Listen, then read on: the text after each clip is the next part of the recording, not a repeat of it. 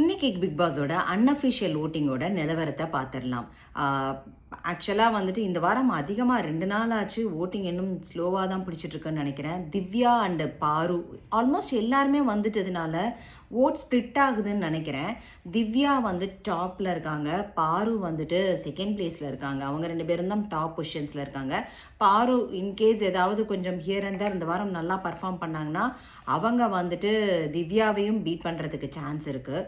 So அதுக்கப்புறம் விக்ரம் வராரு. பாருக்கு அப்புறம் ஆல்மோஸ்ட் 10,000 ஓட்ஸ் டிஃப்ரென்ஸில் இருக்காங்க. அப்புறம் சபரி, அப்புறம் கிமி. லாஸ்ட் 2 ஓட்ஸில் வந்துட்டு அமித் அண்ட் ரம்யா இருக்காங்க. ரம்யா தான் லீஸ்ட் ஓட்டு. அமித் வந்துட்டு அதுக்கப்புறம் இருக்காரு.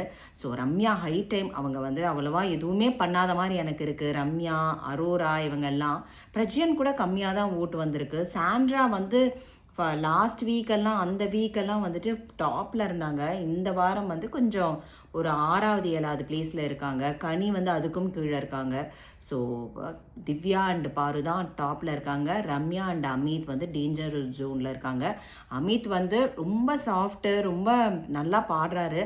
ஆனால் வந்து ஏதாவது கண்டென்ட்டை க்ரியேட் பண்ணால் தான் இங்கே வந்து சர்வைவ் ஆக முடியும். இல்லாட்டினா இந்த வாரம் இல்லைனாலும் அடுத்த வாரம் அவர் வந்து எவிக்ட் ஆகிறதுக்கு நிறைய சான்சஸ் இருக்குது. ஸோ கனி கூட ஏதோ வந்து பண்ண ஆரம்பிச்சிட்டாங்க.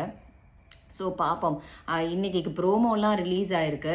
என்னமோ ப்ரோமோலாம் எனக்கு அவ்வளோவா இம்ப்ரெசிவாகவே இல்லை. எனக்கு ஏதோ கேம் வச்சுருக்காங்க போல இருக்குது. கொஞ்சம் போரிங் மாதிரி இருந்தது. நேரில் போய் பார்த்தா தான் தெரியும் அது என்ன டாஸ்க்குன்னு சொல்லிட்டு.